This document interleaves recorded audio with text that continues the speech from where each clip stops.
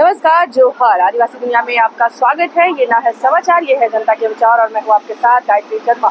लोकसभा चुनाव 2024 में आज देश के 543 सीटों पर लगभग खड़े हुए 8000 प्रत्याशियों की आज किस्मत का फैसला होना है। जी हाँ, आज है 4 जून और आज मतगणना हो रही है।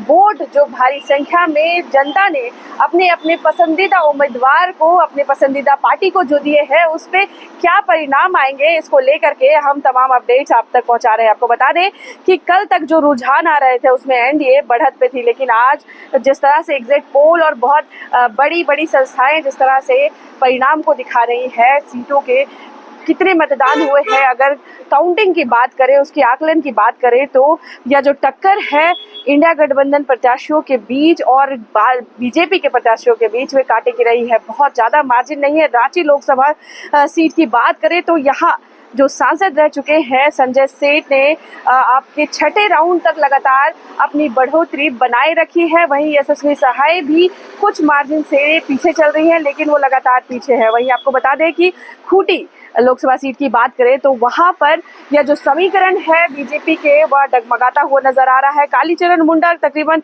1 लाख वोट 6 राउंड के आकलन के हिसाब से हम यह खबर आपको दिखा रहे हैं, वो आगे बढ़त में चल रहे हैं। अर्जुन मुंडा पीछे चल रहे हैं। कई ऐसी सीट है जहां पर बीजेपी के जो दावेदार है, जो प्रचलित चेहरे हैं, वो खिलकर सामने आए हैं, लेकिन कई ऐसे सीट है जहां पर स्थिति थोड़ी डवाडोल है। अगर उत्तर प्रदेश में बात करें तो सबसे बड़ा झटका बीजेपी को यहां पर लग रहा है, जहां सीटों का आंकड़न अभी कम है, लेकिन जिस तरह से प्रत्याशियों और जिस तरह से नेता प्रतिपक्ष का कहना है कि अभी पिक्चर बाकी है, अभी क्लाइमेक्स बाकी है, और क्लाइमेक्स के बाद में उन्होंने खूंटी में भी यह कही है कि अंतिम राउंड तक चेहरा बदल सकता है, तस्वीर बदल सकती है और हम जीतेंगे।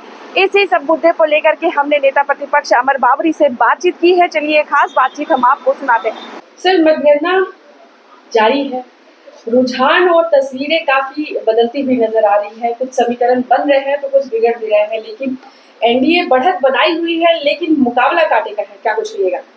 जनता का जनादेश है और जनता का जनादेश का हमेशा से आदर है। लोकतंत्र में भारतीय जनता पार्टी ने हमेशा लोकतंत्र के महान नागरिकों के सम्मान को बराबर अप्रिशिएट किया है, उसको हमेशा पूजा है। ये इंडिया अलायंस के लोग और बाकी पार्टियां हैं जो विरोधी पार्टियां हैं, उन्हीं को इस लोकतंत्र में खोट नजर आता है, लोकतंत्र खतरे में नजर आता है, संविधान खतरे में नजर आता है, ईवीएम है खोटा हुआ नजर आता है, इलेक्शन कमीशन जैसे वैधानिक संस्थाएं जो है वो प्रभावित नजर आती है। अभी उनके मुंह से कहीं कुछ नहीं निकल रहा है, लेकिन आप इंतजार करिए, 2 घंटे के बाद फिर ऐसा ही कुछ बयान उनके मुंह से निकलना प्रारंभ होगा और वो दिखाएंगे। कुल मिलाकर के भारतीय जनता पार्टी जनता के जनादेश को सर ऊपर रखती है और ये बात तय है कि तीसरी बार भी देश के प्रधानमंत्री नरेंद्र भाई मोदी जी बनेंगे और देश विकसित भारत के संकल्प की यात्रा को आगे लेकर के जाएगा। उत्तर प्रदेश में जिस तरह से सीटों का आकलन दिखाया जा रहा है, कहीं ना कहीं बीजेपी काफी पीछे चल रही है। इसको लेकर के कहाँ चूक हो गई है? अभी 2 घंटे बाकी हैं। अभी आप लोगों को जानकारी में बता दूं, वहां आधे वोटों की गणना अभी भी बाकी है।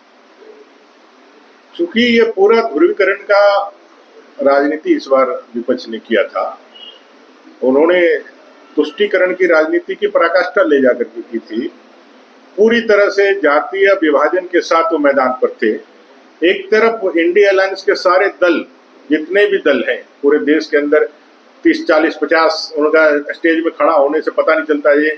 उनके पोस्टरों में तो कोई माइक्रोफोन लेकर, माइक्रोस्कोप लेकर के देखेगा तब पता चलेगा कौन नेता उसके उसमें है। तो एक झुंड था जो नकारात्मक राजनीति के साथ देश में सिर्फ और सिर्फ इसलिए चुनाव लड़ रहा था कि इस बार नरेंद्र भाई मोदी जी को प्रधानमंत्री बनने से रोकना है। तो ये ध्रुवीकरण की राजनीति का कुछ न कुछ प्रभाव तो समाज पड़ता ही है। तो इसलिए ये जो चुनाव है ये बहुत निकट जो है उसका चुनाव है। जो जीत और हार की जो मार्जिन है वो बहुत निकटता वाली होने वाली है। इसलिए आप इंतजार करिए, 2 घंटे स्थितियां स्पष्ट होगी। उत्तर प्रदेश में भी हम लोग आगे बढ़ेंगे और देश में भी हम लोग आगे बढ़ेंगे। झारखंड में भी हम अपने लक्ष्य के करीब पहुंचे। झारखंड में 4 सीट पे पीछे है, उसके लिए अभी 2 घंटे रुकिए अभी, क्योंकि हम लोगों ने देखा है कि खूंटी में 1400 वोट से जीता रहता है। अभी लास्ट तक जब तक चुनाव का गणना नहीं जाता है तब तक ये पता नहीं चलेगा जब क्या जीत है क्या हार है। सर, ईवीएम में गड़बड़ी की बातें इस बार सामने नहीं आ रही है, क्या बीजेपी की जीत के साथ ये जुमले साथ में आते हैं? 100%। जिनको जनता पे भरोसा नहीं होता, जनता के प्रति सम्मान नहीं होता, लोकतंत्र के प्रति सम्मान नहीं होता, जिनका यह अहंकार अहम कि हम जन्मजात सत्ता के अधिकारी हैं, और यह स्पष्ट होगी उत्तर प्रदेश में भी हम लोग आगे बढ़ेंगे और देश में भी हम लोग आगे बढ़ेंगे, झारखंड में भी हम अपने लक्ष्य के करीब पहुंचे। तो झारखंड में भी 4 सीट पे पीछे है, उसके लिए अभी 2 घंटे रुकिए अभी, क्योंकि हम लोगों ने देखा है कि खूंटी में 1400 वोट से जीता रहता है। अभी लास्ट तक जब तक चुनाव का गणना नहीं जाता है तब तक ये पता नहीं चलेगा जब क्या जीत है क्या हार है। सर, ईवीएम में गड़बड़ी की बातें इस बार सामने नहीं आ रही है, क्या बीजेपी की जीत के साथ ये जुमले साथ में आते हैं? 100%। जिनको जनता पे भरोसा नहीं होता, जनता के प्रति सम्मान नहीं होता, लोकतंत्र के प्रति सम्मान नहीं होता, जिनका यह अहंकार अहम कि हम जन्मजात सत्ता के अधिकारी हैं और हम जीते हैं, हमने पैदा लिया है तो राज्य करने के लिए पैदा लिया है। जो ऐसे मानसिकता वाले परिवारवाद वंशवाद की राजनीति करने वाले लोग हैं उनको कभी भी लोकतंत्र के इस महान नागरिकों के जनादेश पर कभी भी उनको भरोसा नहीं रहता है, या कभी उनका सम्मान नहीं रहता है। इसलिए कई बार उन्होंने जनता को अपमानित, मोदी जी को गाली देने या मोदी जी को अपमानित करने या इलेक्शन कमीशन या ईवीएम को अपमानित करने के पीछे का राज यही होता है कि जनता ने जिताया है तो कहीं उसका अपमान जो है वो ईवीएम नहीं होता है, वो अपमानित तो जनता को करते हैं। आज उनको लग रहा है कि हम थोड़ा अच्छा प्रदर्शन कर लिए हैं तो ये विषय ये नहीं बता रहे, लेकिन हकीकत यही है कि जनता ही उनको हराती है और जनता ही एक कंडीशन पे लेकर आती है। तो अभी नहीं कह रहे हैं, लेकिन 2 घंटा के बाद ईवीएम वाला मामला आएगा, मैं ये कह रहा हूँ।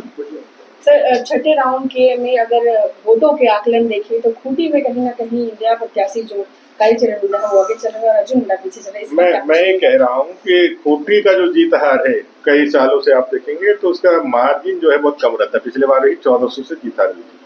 हम कम बैक करेंगे और लास्ट राउंड तक जाएंगे और देखिएगा कि हम लोग जीतेंगे, ये मैं कह सकता हूँ। मतलब क्लाइमेक्स बाकी 100% पूरे देश के अंदर क्लाइमेक्स बाकी है। जीत के लिए आप लोग आश्वस्त हैं? 100% देश में तीसरी बार नरेंद्र भाई मोदी जी प्रधानमंत्री बनेंगे और हम लोग भी जनता के ऊपर भरोसे के साथ कह सकते हैं, जनता के आशीर्वाद के भरोसे कह सकते हैं कि हम लोग भी इस देश में और इस झारखंड में अपने लक्ष्य के करीब पहुंचे।